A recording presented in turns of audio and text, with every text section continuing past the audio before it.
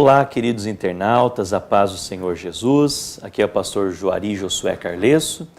Eu sou coordenador do Departamento do Discipulado da Assembleia de Deus de Joinville, projeto Discipulado para o Brasil, e também coordenador nacional do Discipulado da nossa CGADB, Convenção Geral das Assembleias de Deus do Brasil, junto ao projeto Eu Ganho Mais Um, que está ligado à nossa Comissão de Evangelismo e Discipulado das Assembleias de Deus do Brasil. E para mim é uma alegria muito grande poder estar contigo nesse momento tão especial, podermos compartilhar um pouco da nossa lição Discipulando, que ela traz como tema Conhecendo Jesus e o Reino de Deus, da nossa CPAD, e essa lição ela é usada todos os domingos e em outros dias também para ensinar os novos convertidos a respeito do discipulado. E a nossa função, a nossa missão é justamente essa, é te ajudar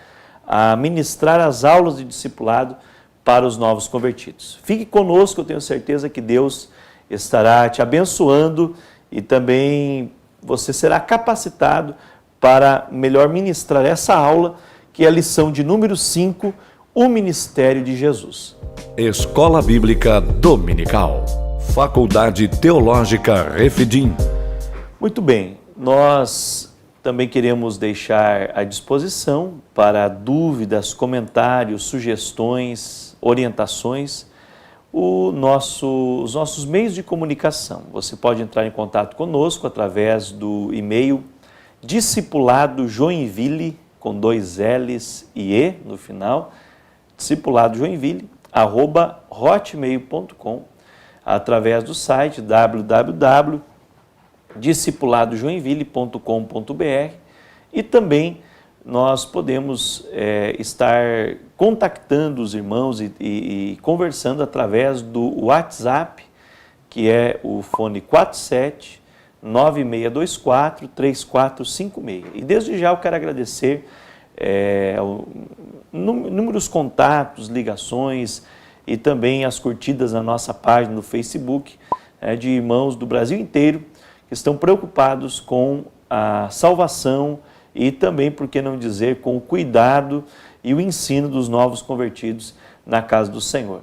Então, nós vamos iniciar a nossa lição, que traz como título o Ministério de Jesus.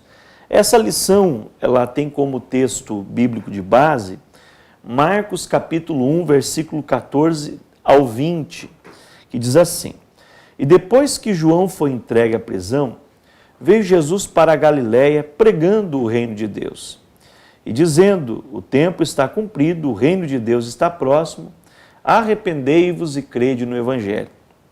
E andando junto ao mar da Galiléia, viu Simão e André, seu irmão, que lançavam a rede ao mar, pois eram pescadores. Jesus lhe disse: Vinde após mim, e eu farei que sejais pescadores de homens. E passando dali um pouco mais adiante, viu Tiago, o filho de Zebedeu, e João, seu irmão, que estavam no barco consertando as redes. E logo os chamou, e eles, deixando seu pai Zebedeu no barco com os empregados, foram após ele. Esse texto bíblico ele fala da chamada para o ministério de Simão e André e também de Tiago e João, e fala um pouquinho do que Jesus, iniciando o seu ministério pela Galiléia, pregando o reino de Deus. Aqui nós vemos uma ênfase, falando do ministério de Jesus, do início, a mensagem de Jesus, o reino de Deus está próximo, arrependei-vos e crede no Evangelho, e também ele chamando outros homens para dar prosseguimento ao seu ministério. A meditação, ela traz para nós então um texto de Mateus capítulo 11, do versículo 2 ao versículo 5, que diz assim: E João, ouvindo no cárcere falar dos feitos de Cristo, enviou 2 dos seus discípulos a dizer-lhe: És tu aquele que havia de vir ou esperamos outro? E Jesus respondendo disse-lhe: Ide anunciar a João as coisas que ouvis e vedes. Os cegos vêm, os coxos andam, os leprosos são limpos, os surdos ouvem e os mortos são ressuscitados, e aos pobres é anunciado o Evangelho. Veja que nesse texto bíblico nós temos aqui uma certa dúvida de João a respeito de que se realmente Jesus era o Cristo. Apesar de Deus ter revelado que Jesus era o Cordeiro de Deus, de ele ter batizado Jesus, ter visto a confirmação dos sinais notórios da divindade, também da messianidade de Jesus, a voz do céu que disse, esse é meu Filho amado, em quem eu tenho prazer, também do Espírito Santo descendo em forma corpórea como uma pomba.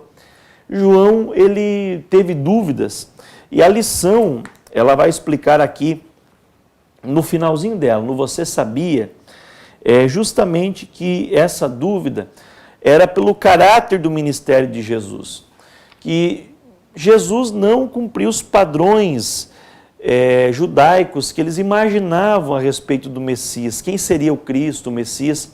Eles achavam que seria um conquistador poderoso e não um Messias humilde que viria pregar o reino de Deus. Então, Jesus, ele mostra, através dos sinais, falando aos discípulos de João, as evidências de que ele era o Cristo e que o reino dele não era esse reino mundano, mas um reino eterno, conforme ele falou mesmo para Pôncio Pilatos.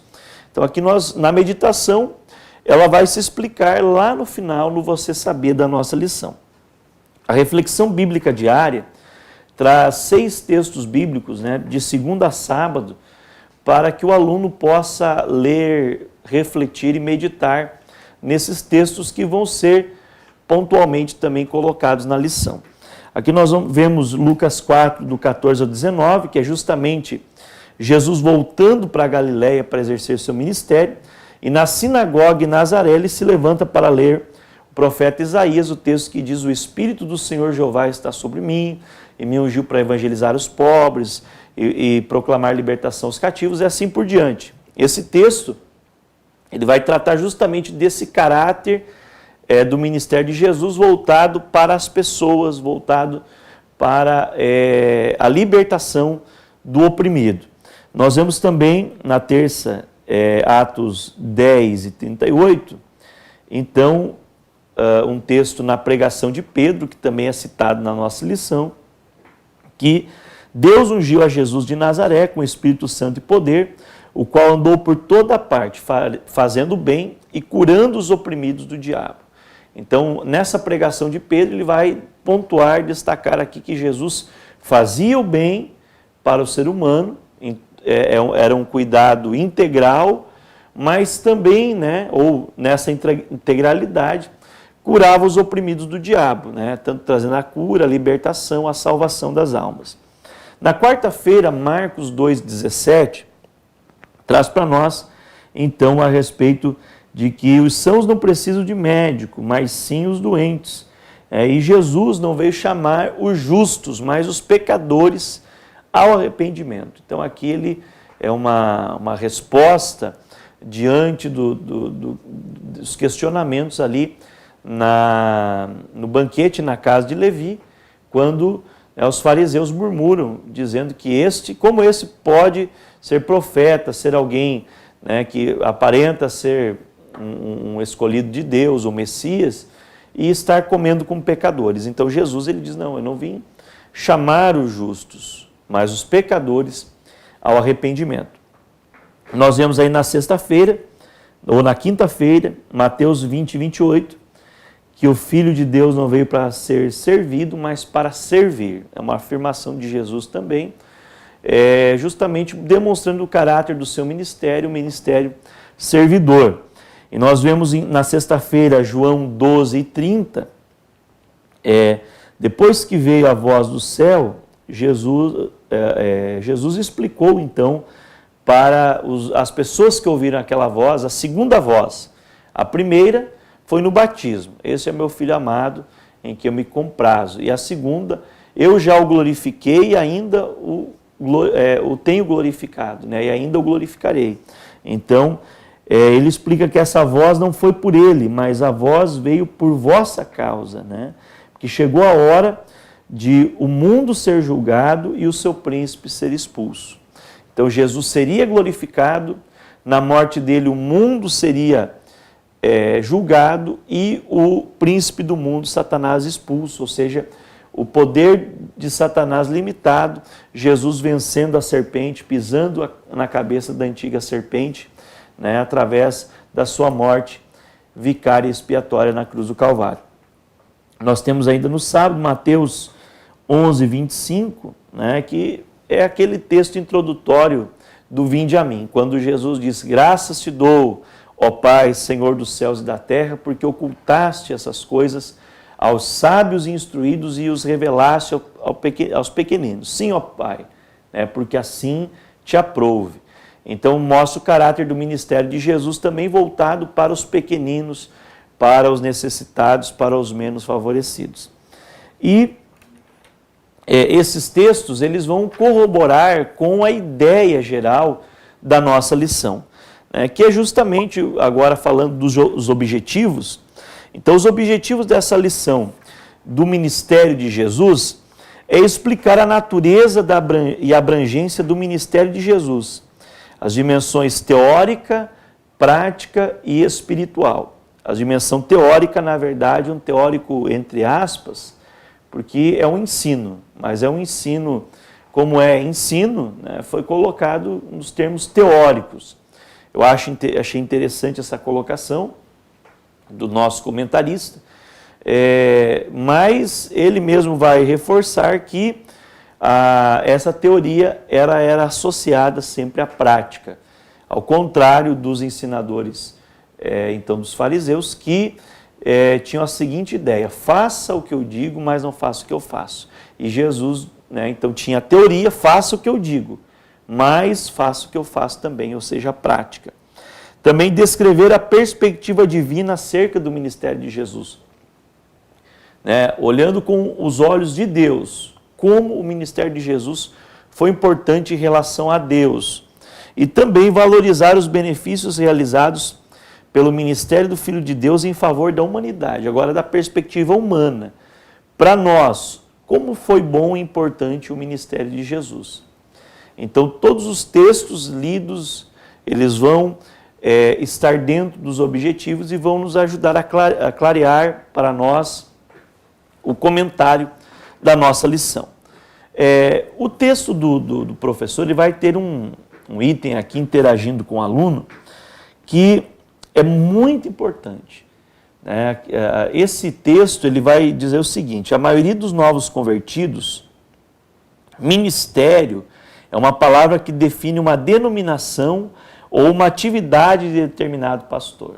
Então, as pessoas, às vezes, que não têm conhecimento bíblico, estão tendo um pequeno contato com o mundo evangélico, para eles, ministério é a igreja, onde essa igreja é filiada, essa igreja evangélica ela tem uma denominação, então é um ministério. E também a questão do ministério, por exemplo, de um pregador, ou de alguém que diz: meu ministério é um ministério tal, ou ministério proclamando boas novas, é um título que a pessoa dá à atividade que realiza na pregação. Porém, ministério, nesse sentido, não é bíblico. É algo que é usual, que está em voga nos nossos dias, mas não é bíblico. Ministério bíblico, a palavra ministério significa serviço, ou significa servir. E às vezes, essas distinções de ministério no sentido humano acabam sendo até o contrário. Porque a pessoa, não, eu tenho um ministério, a pessoa pode afirmar: eu tenho um ministério e você tem que me respeitar, me honrar, porque eu tenho um ministério.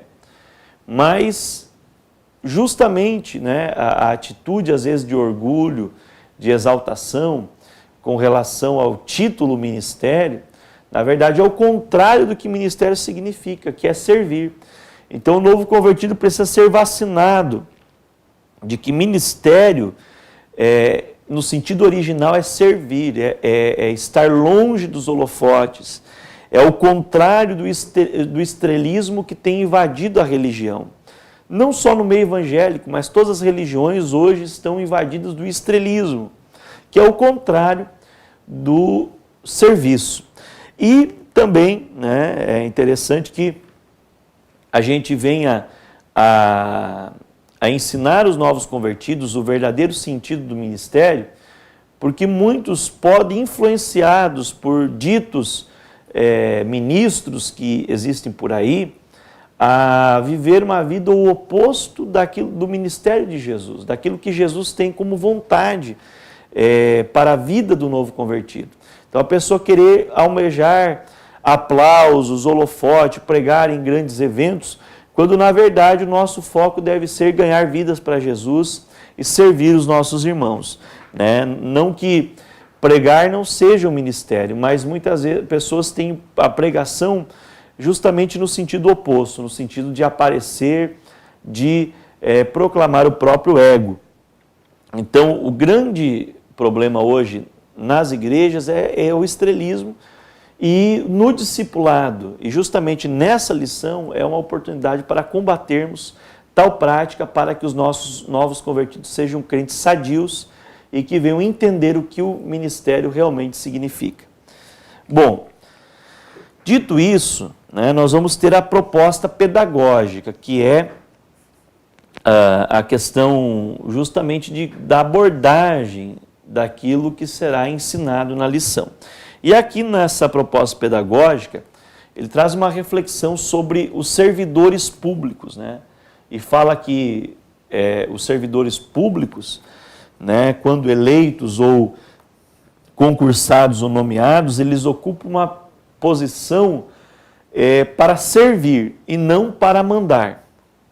Embora na prática nós temos visto que não é bem assim, justamente porque tem o ser humano, o homem pecador, não controlado pelo Espírito Santo no meio disso, e que usa as suas prerrogativas e os seus cargos para se autopromover e não para servir, e até mesmo para desviar a função, né, e cometer crimes aí, usando então a máquina pública. Mas em tese, o servidor ele existe para servir. Da mesma forma, né, o ministério ele existe para servir. Assim como o governo público ele vai trabalhar com a saúde, educação, transporte, tudo isso visando servir a população e custeado pelos impostos, né, o serviço a Deus, o ministério, ele deve ser visto na perspectiva de servir, de abençoar, de ajudar aos menos favorecidos, ajudar aos irmãos em Cristo, crescer na graça e no conhecimento, ajudar também a servir a igreja de uma forma geral e servir a humanidade, ganhando vidas, cuidando das pessoas e fazendo tudo pela obra do Senhor. Então, nesse caso, né, vem as perguntas para interagir com o aluno, né? O que você acha de servir? Uma pergunta que você pode fazer. Qual a sua opinião sobre esse assunto? Servir é algo humilhante? Aqui é uma coisa que a gente precisa refletir, né? Existem serviços que, às vezes, na ótica humana, não são tão honrados quanto outros serviços.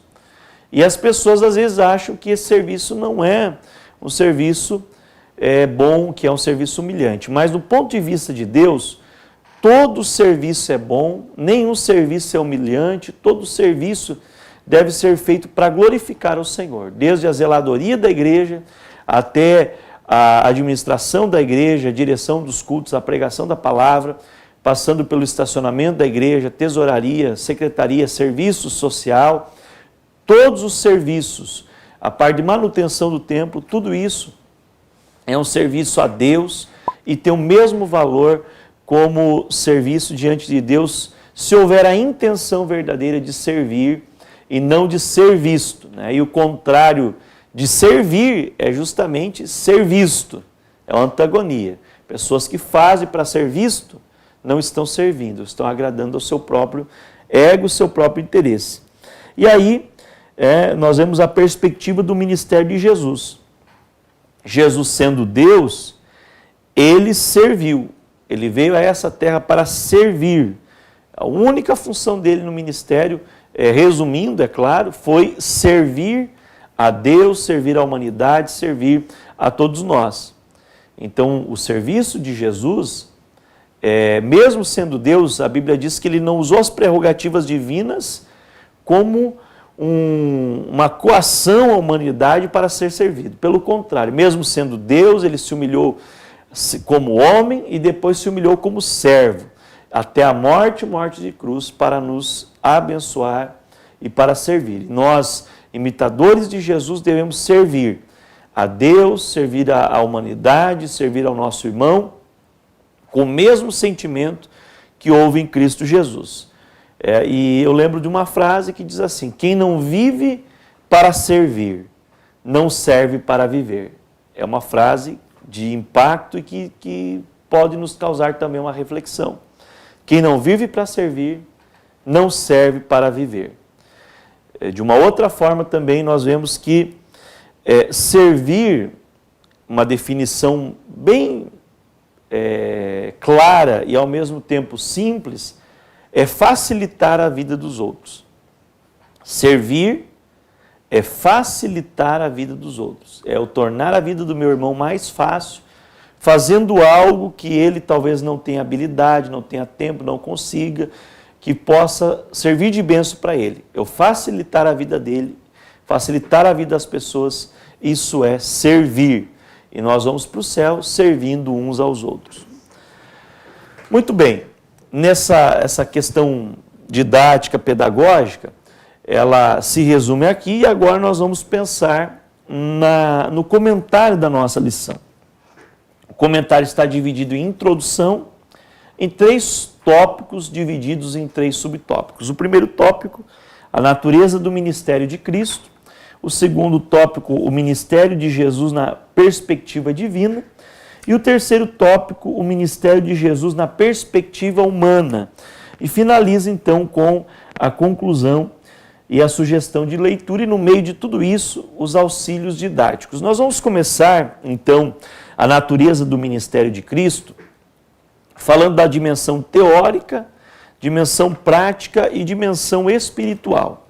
Na dimensão teórica, a natureza do ministério de Cristo, ela é resumida, pelos comentaristas como tríplice: ensino, pregação e realização de milagres. Lembrando que, aqui um adendo, o ministério do ensino, ele foi o mais duradouro, que toma mais tempo e também o mais eficaz, justamente o discipulado dos 12 apóstolos durante esse período do ministério terreno de Jesus.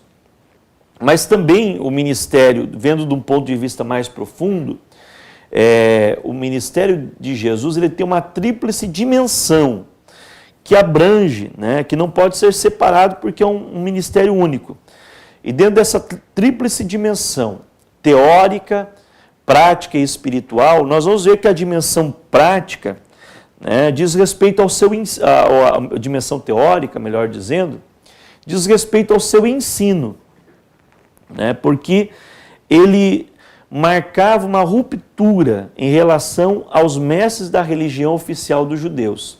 Era um ensino diferente, tanto em método quanto em conteúdo. O ensino de Jesus no seu ministério, na dimensão teórica, ele era muito diferente do ensino dos fariseus. Ele era um ensino que realmente impactava, e a doutrina ensinada por ele não era própria sua, mas era a doutrina do Pai que o enviou. Está em João 7,16. Quer dizer o quê? Havia êxito porque ele não ensinava dele mesmo, das suas ideias próprias, mas sim aquilo que o Pai lhe revelou. Por isso, essa dimensão teórica do ministério de Jesus, ela é impactante. E os próprios soldados vão dizer que não conseguiram prender Jesus porque ele falava com autoridade como nenhum outro, porque justamente o ensino dele era com autoridade, era nessa questão teórica, ele alcançava os corações e a mente das pessoas. Mas a dimensão prática, as pessoas então, ao se encontrarem com Jesus, elas tinham restaurado a sua esperança. Isso ele alcançou no seu ministério prático judeus, estrangeiros, enfermos, oprimidos, religiosos, publicanos. Todos encontraram nele uma palavra de alento. E não há dissociação entre essas palavras, que são comentadas como teórico, entre aspas, e a questão prática. Mas elas andavam juntas, conforme nós também já comentamos na lição de número 4, no vídeo anterior. Tudo que ele fazia era fazer o bem. Ele curava os surdos e os mudos, ele curava as pessoas necessitadas, fazia com que elas fossem inseridas novamente à sociedade. Então, o seu ministério era um ministério integral. Jesus, numa sinagoga, ele entrou para ensinar, mas um homem com espírito maligno foi liberto, justamente no sábado. Então, ele ensinava e aplicava na prática, curando, libertando, abençoando as pessoas, salvando as pessoas. E aí então vem a admiração do povo, que perguntavam entre si: que doutrina nova é essa? Pois com autoridade ordena aos espíritos imundos e estes lhe obedecem. Veja que a nova doutrina é porque Jesus ensinava na teoria e demonstrava na prática, com os sinais que ele fazia. E aí nós entramos então na dimensão espiritual.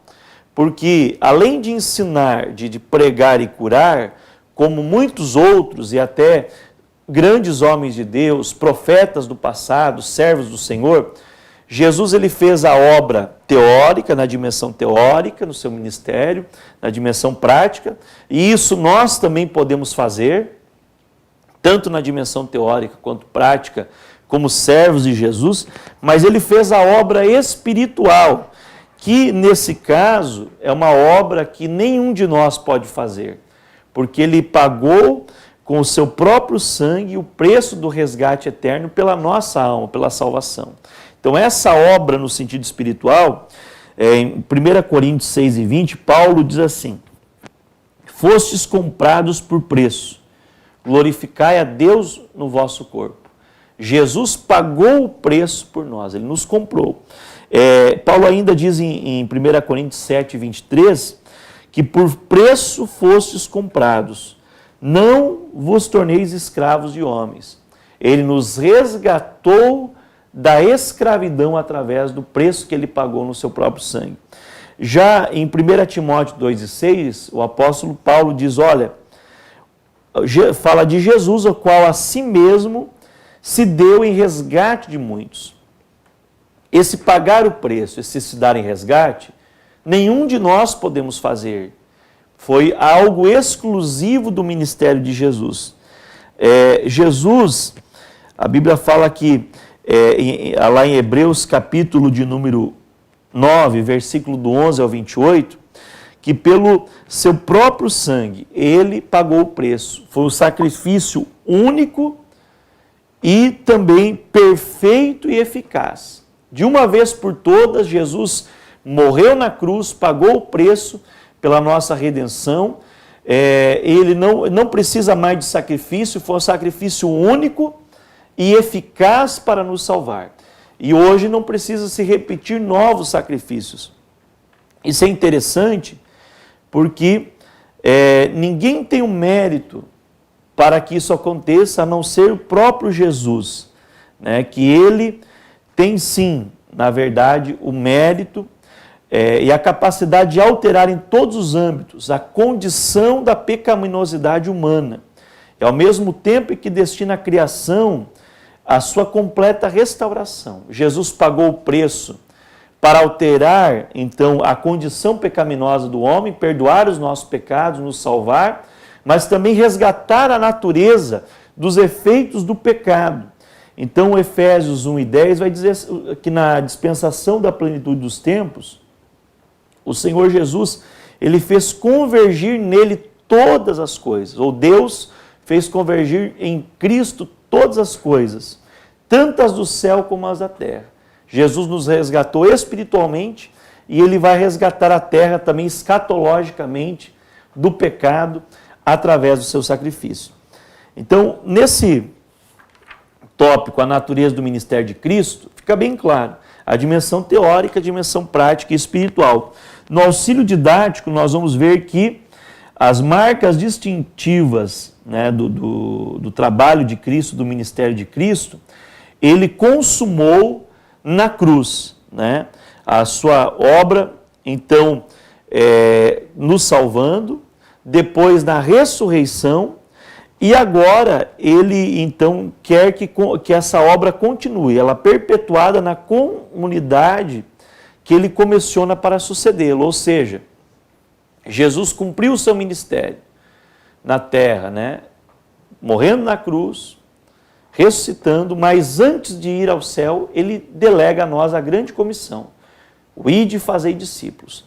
E nós vamos estudar isso em uma lição que vai falar exatamente sobre isso, mas é interessante dizer para o novo convertido que a missão de Jesus, do ministério dele, ainda não acabou, ela continua em nós. Eu gosto do nome do programa da nossa rádio 107,5 aqui em Joinville, o programa do Departamento de Missões, que usa o termo Atos 29, justamente para dizer que o Atos dos Apóstolos continua conosco, nós continuamos a escrever a história dos apóstolos. E isso o novo convertido precisa entender, que Jesus fez a obra dele e agora nós temos que continuar a sua obra como proclamadores do reino de Deus. O ministério de Jesus, agora na perspectiva divina, nós vimos na perspectiva, então, da natureza, e agora vamos ver do ponto de vista de Deus. Aqui na perspectiva divina, o ministério de Jesus se divide em a missão designada pelo Pai, capacitado pelo Espírito e a missão concluída. Então nós vemos que Jesus, ele enfrentou várias dificuldades, mas ele permaneceu resoluto em cumprir a missão que o Pai lhe confiou, que era o resgate da humanidade. Ele teve oposições desde o seu nascimento, né? Ainda criança, perseguido por Herodes, ameaçado pela turba religiosa, os religiosos chegaram a pegar em pedras para apedrejar Jesus quando ele disse que era Deus, né? Também nós vemos que, além dessas dificuldades, de muitas dificuldades que ele enfrentou tentações, dificuldades sutis, né, relacionadas ao convencimento de que ele não precisava fazer o que fora enviado para fazer. Então, Satanás, lá no deserto, tenta Jesus. Nós vemos que o diabo, ele luta constantemente para tirar Jesus do foco da sua missão. Inclusive usando Pedro, que era dos seus discípulos mais próximos, dizendo que Jesus não ia morrer, que ele ia lutar e resistir com os demais apóstolos, para impedir Jesus de cumprir a sua missão. Então Jesus vê a ação diabólica na vida de Pedro e diz: olha, para trás de mim, Satanás. Porque o diabo estava usando Pedro para tentar dissuadi-lo da sua missão. Porém, Jesus enfrentou tentações externas e internas, sutis, né, quanto às ideias para ele desistir do seu propósito, mas ele não desistiu. Pelo contrário, ele cumpriu o seu propósito até o fim. E aqui tem uma frase interessante que diz assim: as tais tentações, as sutis, né, são piores porque procuram seduzir-nos pela vaidade e pelo poder. As tentações grosseiras, à medida que o novo convertido ele vai se libertando, vai sendo liberto por Jesus e pela palavra, ele vai abandonando o vício da droga, do cigarro, da prostituição, do homossexualismo, do lesbianismo, todos os tipos de pecados grosseiros. Mas existe a sedução da vaidade, do poder, das riquezas que tentam seduzir a pessoa de uma forma sutil. Então ele tem que ser resoluto, né, e vencer como Jesus venceu: a concupiscência da carne, a concupiscência dos olhos e a soberba da vida, que não são do Pai, mas são do mundo. E são tentações originadas na nossa carne, e nós por isso temos que mortificar diariamente a nossa carne para poder vencer e cumprir o nosso ministério, assim como Jesus venceu e cumpriu o seu ministério em nosso favor.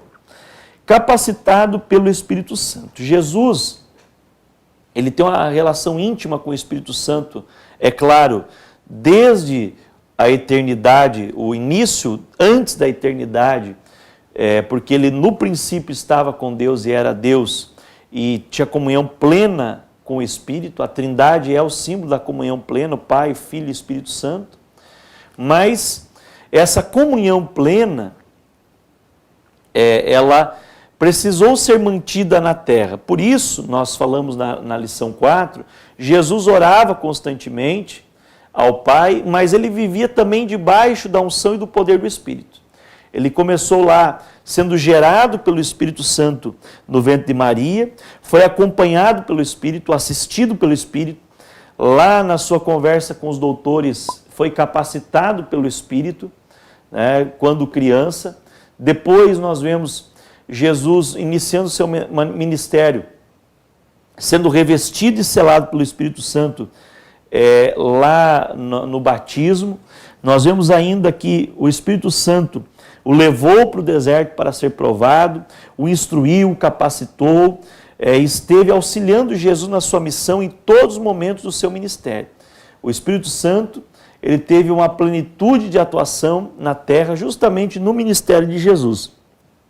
Quando Jesus ensina que quem nasce do Espírito deve aprender a ser guiado pelo Espírito, é porque ele demonstrou isso com a sua própria vida. Ele era guiado em tudo pelo Espírito Santo.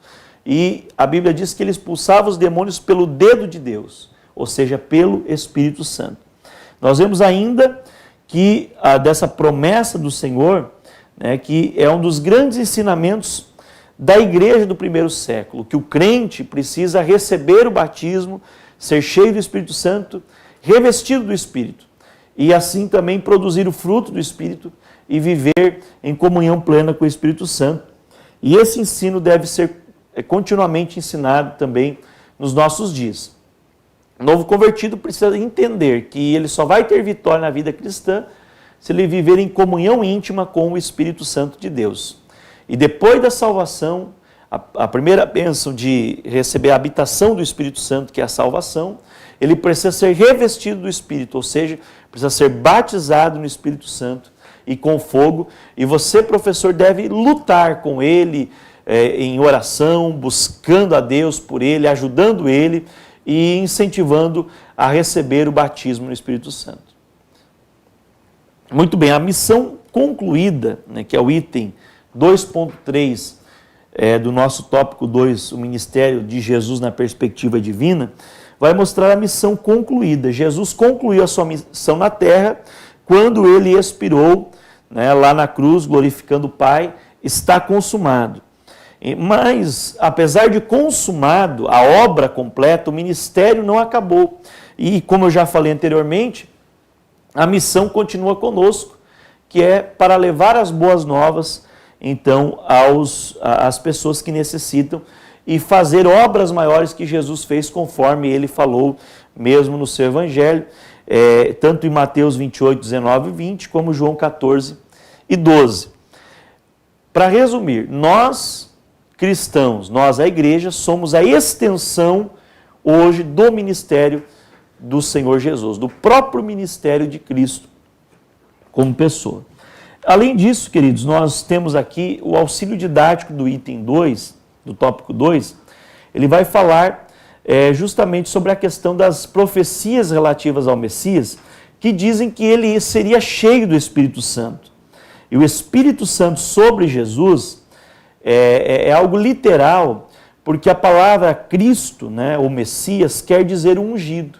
Então esse símbolo do óleo, da unção do Espírito Santo sobre a cabeça de Jesus, ele vai se confirmar no ministério, porque Jesus é literalmente o ungido, é a pessoa que é cheia do Espírito Santo, o homem que esteve aqui nessa terra cheio do Espírito para fazer a obra, né, como homem, claro, 100% homem e 100% Deus, como também a pessoa divina do Senhor Jesus. Então ele foi guiado pelo Espírito Santo desde o início do seu ministério. Jesus não foi cheio do Espírito quando desceu a pomba sobre ele. Jesus, ele é cheio do Espírito desde a concepção, falando agora humanamente, até a sua ressurreição, foi ressurreto pelo poder do Espírito e subiu ao céu pelo poder do Espírito também. Concluindo esse tópico, nós temos o tópico 3, que é a perspectiva de Jesus, ou o ministério de Jesus, na perspectiva humana. Então nós vamos ver 3 subitens, relacionando-nos ou reconciliando-nos com Deus, fazendo o bem e trazendo libertação. Então Jesus, o ministério de Jesus, voltado para nós, seres humanos, e principalmente para o ser humano daquela época que teve contato com ele, primeiro, e é claro que é a maior bênção, ele reconciliou as pessoas com Deus e nos reconciliou com Deus, mas também fez o bem e libertou. Então nós vamos falar sobre reconciliando-nos com Deus, que é a obra espiritual de Jesus, numa perspectiva espiritual, ou numa dimensão espiritual, mas na perspectiva humana.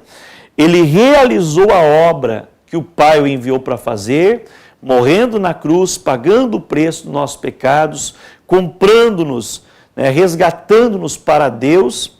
E essa obra, ela teve o reflexo imediato lá para as pessoas da época, mas também pode ser experimentado por nós. Jesus pagou o preço da desobediência do homem, do pecado do homem, e ele reatou a nossa comunhão com Deus. Ele nos religou com Deus, nos reconciliou. Então Deus o Senhor Jesus é o elo entre o ser humano e Deus. Ele nos reconciliou com Deus através da cruz.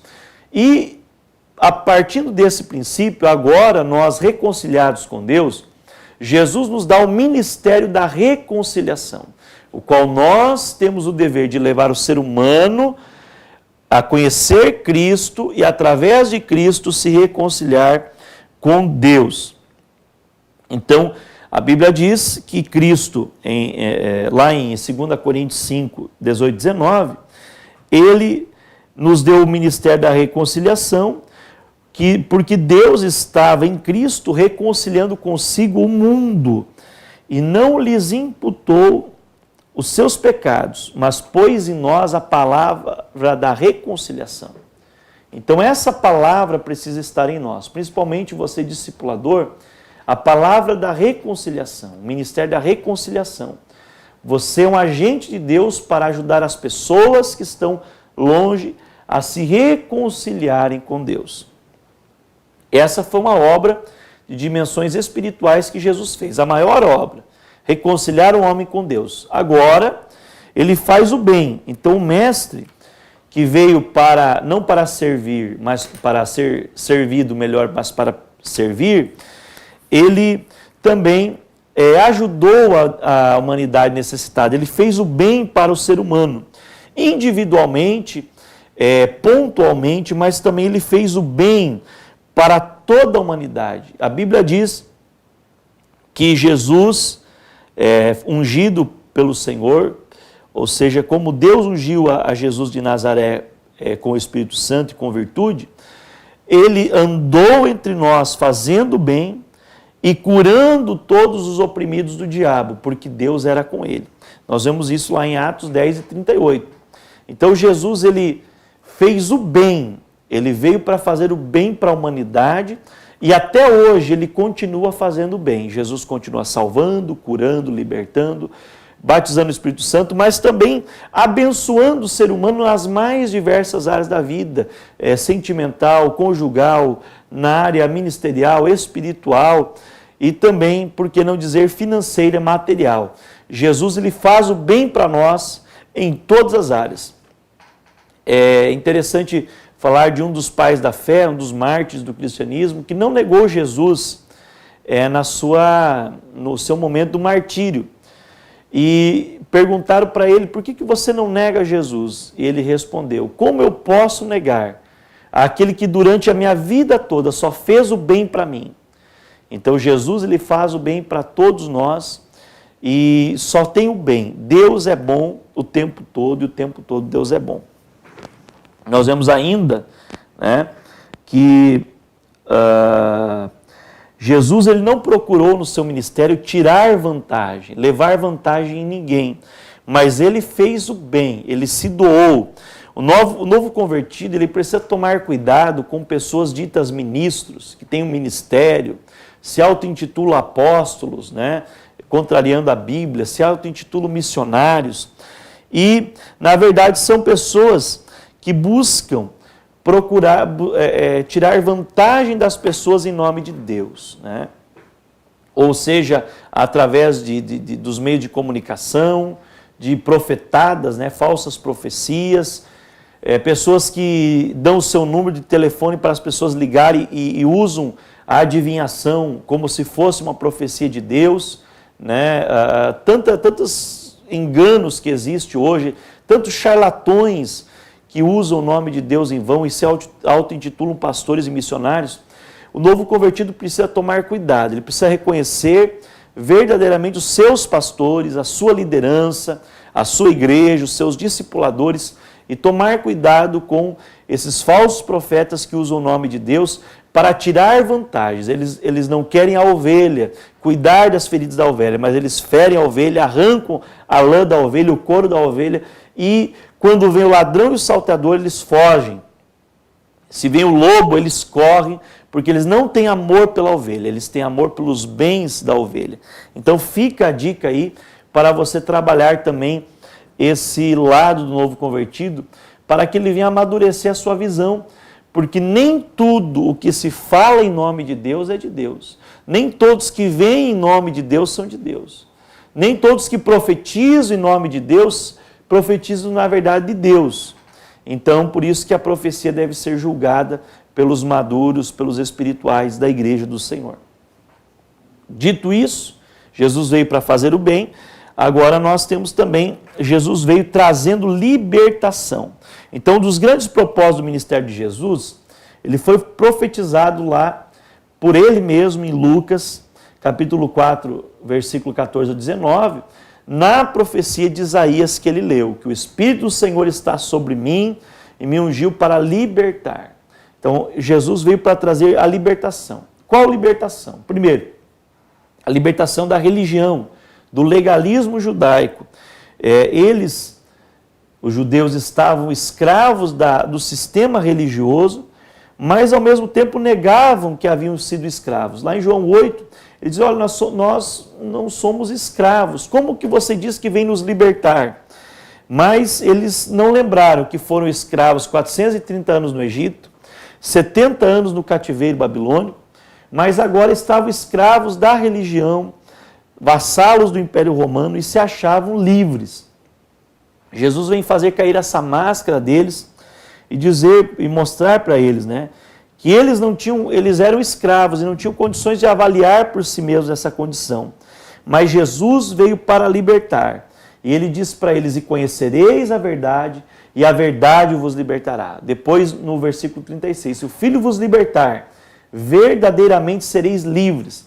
Livres da escravidão, do pecado, livres das amarras religiosas e livres também dos vícios, do pecado, da opressão diabólica. Então, Jesus veio com a missão de nos libertar.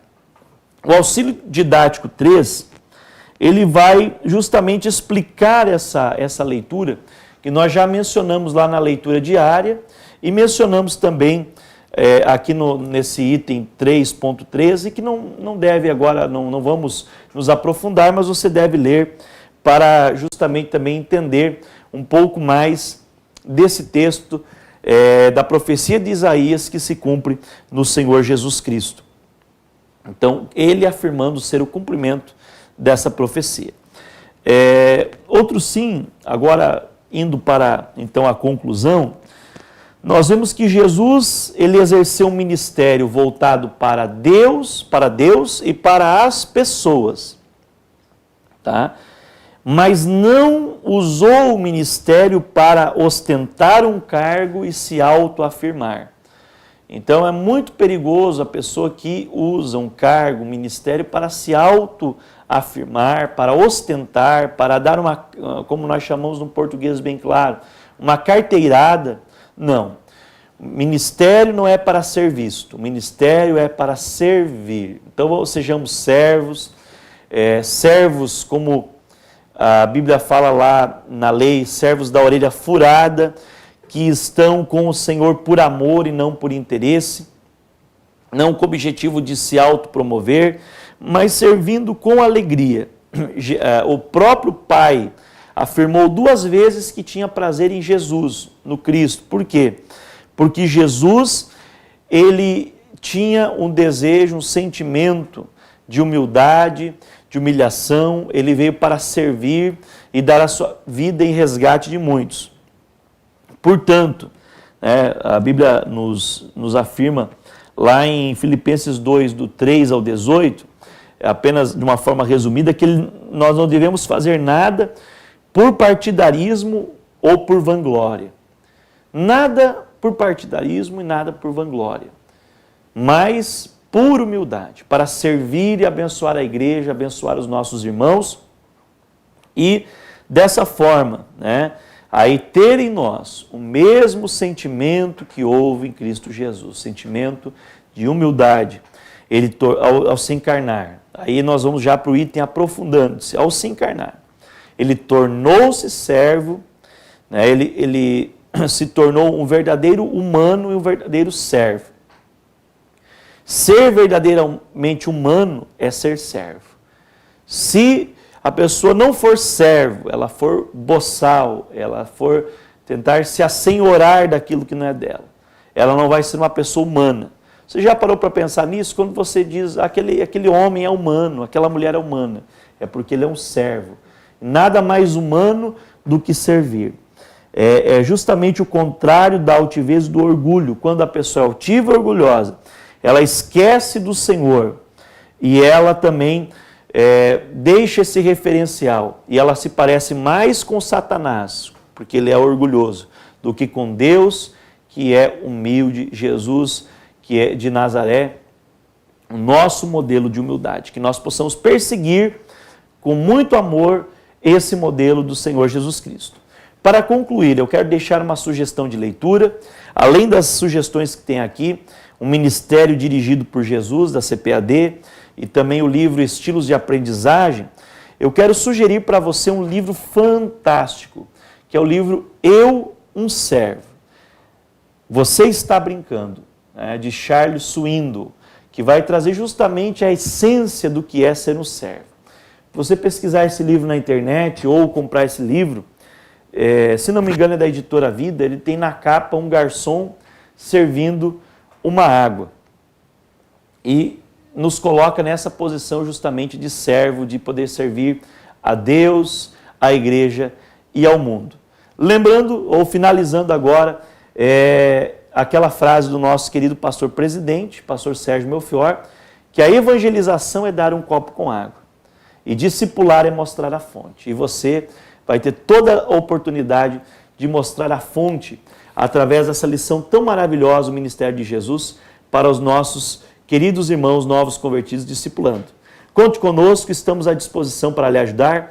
Mais uma vez, reforçando o nosso Facebook, Pastor Joari Josué Carlesso, WhatsApp 4796243456 e também o e-mail discipuladojoinville@hotmail.com. Estamos aqui para servir e para lavar os pés dos irmãos, para ajudar naquilo que for preciso. Deus te abençoe em nome de Jesus.